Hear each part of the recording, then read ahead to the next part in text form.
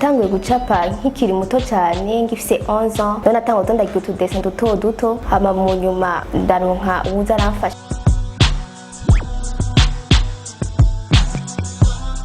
Baratangara rwose kubona ndi umukobwa capa nta nuko bavyumva ko nafise iyo ngabirano. Muri famille ndafise abacapa me nabo ngende banasutera ati bandanye iyo ngabirano.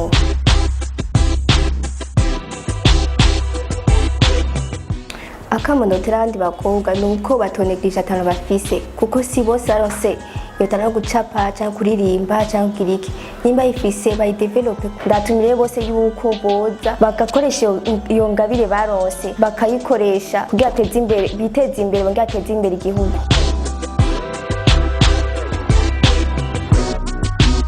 Reba mfise jewe ni kubona nshobora gutera imbere nkabona n'abandi ndashoboye gutera imbere mu ngabire mu mpano bahawe nkabona igihugu canje giteye imbere dukora nk'ibintu bya art nkabona yuko habaye ikintu changement kuko ubu unyi amengo rinegije mu Burundi. Je indoto mfise no kubona abantu babona yuko ifise akamaro